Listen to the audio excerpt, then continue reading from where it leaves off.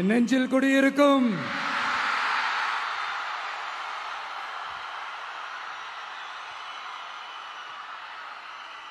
தமிழக மக்கள் உங்கள் அனைவருக்கும் என்னுடைய வணக்கமும் என்னுடைய நன்றிகளும். குறிப்பா திருச்சி கிழக்கு தொகுதி மக்கள் உங்கள் அனைவருக்கும் என்னுடைய ஸ்பெஷல் வணக்கமும் ஸ்பெஷல் நன்றிகளும். இதை நான் ஏன் இப்படி சொல்றேன்னா, என்னை இப்போ பெரம்பூர் தொகுதி எம்எல்ஏன்னு தான் சொல்லுவாங்க. பட் ஆனால் அது எலெக்ஷன் கமிஷனோட அந்த சட்ட விதிகளுக்கு மட்டும்தான் அப்படி. ஆனால் என்னை பொறுத்த வரைக்கும், தமிழ்நாட்டை பொறுத்த வரைக்கும், தமிழ்நாட்டுக்கு எப்படி திருச்சி ஒரு இதயம் மாறியோ, அந்த மாதிரி என்னோட இதயத்துக்கு திருச்சி கிழக்கு தொகுதி மக்களும் ரொம்ப ரொம்ப ரொம்ப க்ளோஸ் தான். அதுல எந்த மாற்றமும் கிடையாது. சரிங்களா?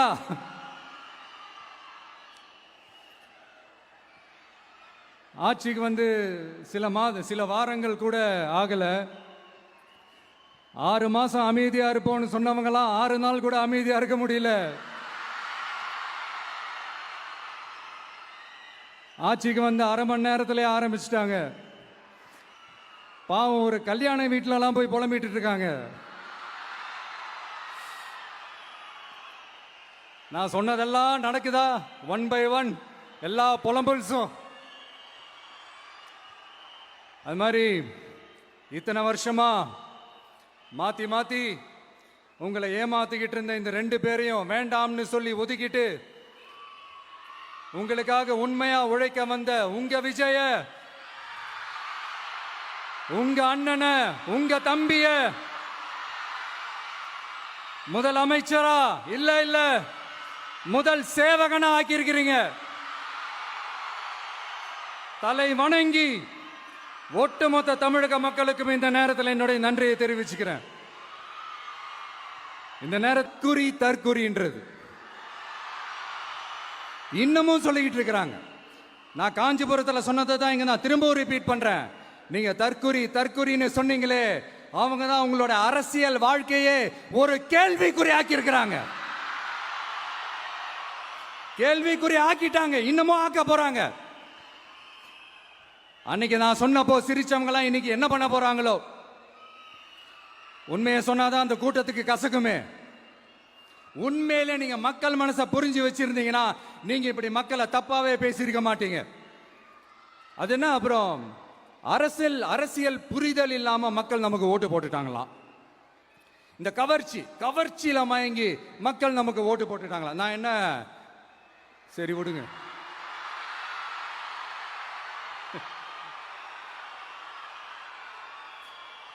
மக்கள் அவங்களுக்கு ஓட்டு போட்டா அந்த மக்கள் நல்லவங்களாம், அதே மக்கள் நமக்கு ஓட்டு போட்டா அந்த மக்கள் கெட்டவங்களா?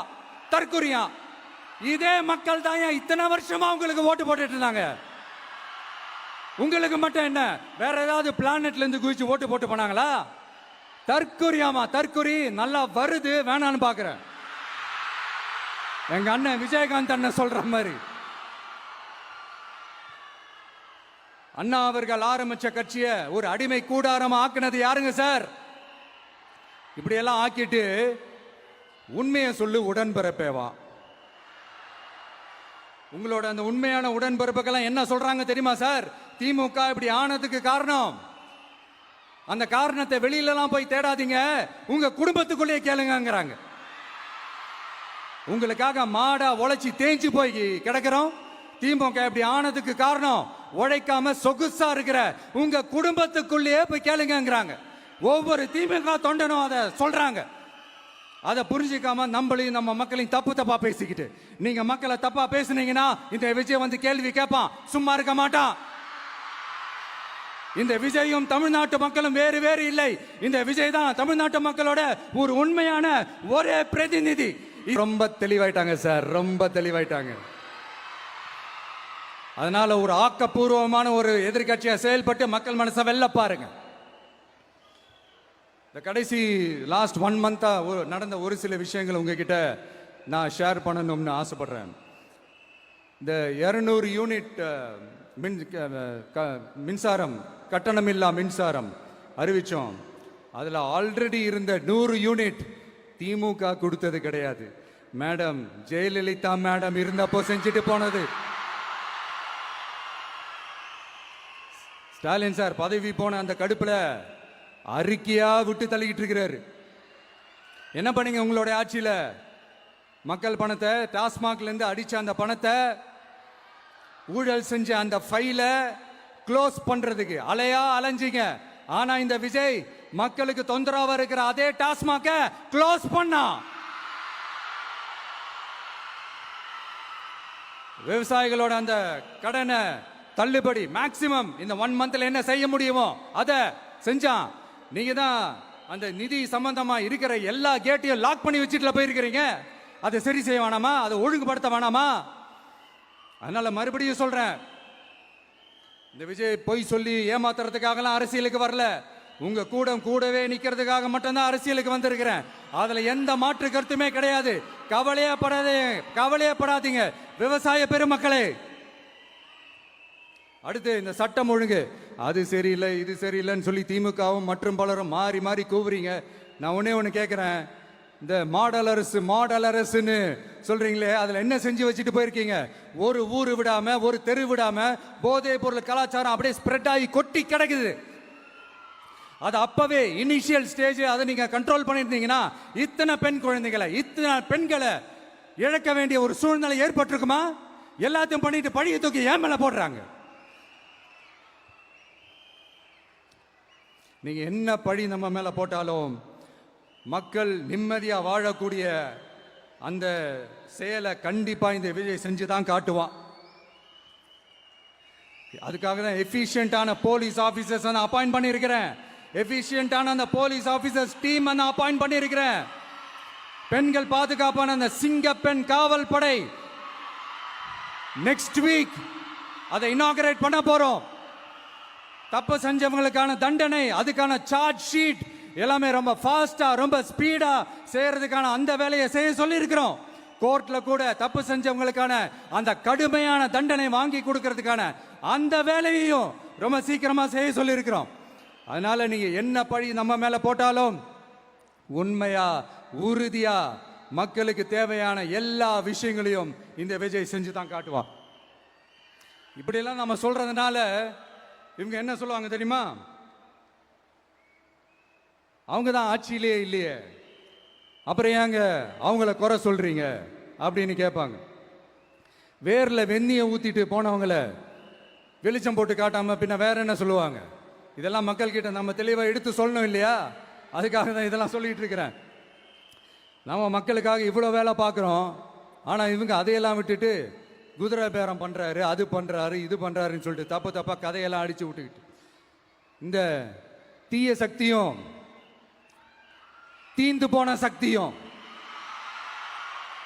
அதாங்க திமுகவும் மற்றும் பலரும் ஒன்னா சேர்ந்துக்கிட்டு திருட்டுத்தனமா யாருக்கும் தெரியாம ஒரு ஓரமா மூலையில உட்கார்ந்துட்டு பேரம் பேசி கூட்டு சேர்ந்து ஆட்சி அமைச்சு கொள்ளையடிக்க திட்டம் போட்டாங்க. அது ஏன் தெரியுமா? உங்களோட இந்த டிவிக்கு ஆட்சி அமைஞ்சா அவங்க பொழப்பே போயிடும். அந்த கொள்ளையடிக்கிறது லஞ்சம் ஊழல் எல்லாமே கத்தம். அதான் இந்த காரணம். அடுத்து ஸ்டாலின் சார், திமுக இப்போ தீய சக்தி மட்டும் இல்ல, மக்களை விட்டு ரொம்ப தூரமா போன தூர சக்தி, ஓர சக்தி, கோர சக்தி, பார சக்தி. நீங்க எப்போ இந்த தீந்து போன சக்தியோட நீங்க கூட்டு சேர்ந்துக்கிட்டு ஆட்சி அமைக்கணும்னு நினைச்சீங்களோ அப்பவே இந்த திமுக தூர்ந்து போன சக்தியாகவும் ஆயிடுச்சு. நீங்களாம் நம்மளை பத்தி அவதூறு பேசலாமா சார்? இது நியாயமா? மக்களை இவ்வளவு பெரிய மக்கள் சக்தி நம்மளோடு இருக்கும் போது நமக்கு எதுக்கு வேற அரசியல்? எலெக்ஷன்ல 50-60 வருஷமா இருந்த சாதிய உடைச்சிருக்கிறோம், மதத்தை உடைச்சிருக்கிறோம், காசு கொடுத்து ஓட்டு வாங்கறத உடைச்சிருக்கிறோம். நாம எது செஞ்சாலும் கான்ஸ்டிடியூஷன்ல தான் செய்வோம். நாம சிங்கிள் மெஜாரிட்டி வாங்கி இருந்தாலும் நம்மள நம்பி முறையா கூட்டணியில கட்சியில ஆதரிக்க வர்றவங்களை அரவணைச்சு தான் இருப்போம். நான் இப்பவும் மீண்டும் டிக்ளேர் பண்றேன், டிவிகே ஆட்சி எந்த பாகுபாடும் இல்லாம எல்லாருக்குமான ஒரு ஆட்சியா தான் இருக்கும். அதுல எந்த மாற்றமும் கிடையாது. ஸ்டாலின் சார் மாதிரி ஊசலாட்டம் இருக்கவே இருக்காது. மதச்சார்பற்ற கொள்கையில சமரசமே இல்லை. மாநில உரிமைகள்ல விட்டு கொடுக்கவே மாட்டோம். நதி நீர் உரிமைகளை விட்டு கொடுக்கவே மாட்டோம். சமூக நீதி, சமத்துவ நீதிய ஒரு நாளும் விட்டு கொடுக்கவே மாட்டோம். அதனால திருச்சி கிழக்கு தொகுதி மக்களே, தமிழ்நாட்டில் இருக்கிற 234 தொகுதியும் நம்ம தொகுதி தான். அதுல எந்த கட்சி ஜெயிச்சிருந்தாலும் அது நம்ம தொகுதி தான். பெரம்பூரா இருக்கட்டும், திருச்சி கிழக்கா இருக்கட்டும், எனக்கு 2 கண்கள் மாதிரி. அதுலயும் திருச்சி கிழக்கு என் செல்ல புள்ள மாதிரி. அதனால வரப்போற இடைத்தேர்தல்ல உங்க வீட்டில் இருக்கிற ஒருத்தரை தான் வேட்பாளரா நிக்க வைக்க போறோம். நீங்க எப்படி இந்த விஜய்க்கு ஆதரவு கொடுத்து ஓட்டு போட்டு ஜெயிக்க வச்சீங்களோ, அதே மாதிரி வரப்போற இடைத்தேர்தல்ல உங்களுடைய அந்த வேட்பாளரையும் ஜெயிக்க வைப்பீங்கன்ற அந்த ஒரு நம்பிக்கை நான் முழுமையாக தான் நம்புறேன். உங்களுக்காக உழைக்க வந்திருக்கிறேன். உங்களுக்காக எல்லா விஷயத்தையும் நான் பார்த்து செய்வேன். ஊழல் இல்லாத, லஞ்சம் இல்லாத ஒரு ஆட்சியை நான் கொடுப்பேன். I understand. ஒரே நாள் அது நடக்காததான், மேஜிக் இல்ல. பட் ஒரு நாள் அதை நான் நடக்க வைப்பேன். எனக்கு இப்ப வேற எந்த வேலையும் இல்ல, உங்களுக்காக உழைக்கிறத தவிர. என் கடன் இனி என் மக்களுக்கு பணி செய்து கிடைப்பதே. மீண்டும் என்னை ஜெயிக்க வச்ச தமிழக மக்களுக்கும் திருச்சி கிழக்கு தொகுதி மக்களுக்கும் மீண்டும் என்னுடைய நன்றியை தெரிவிச்சுக்கிட்டு கான்பிடண்டா இருங்க. நல்லதே நடக்கும். வெற்றி நிச்சயம். மீண்டும் சந்திக்கும் வரை நன்றி, வணக்கம்.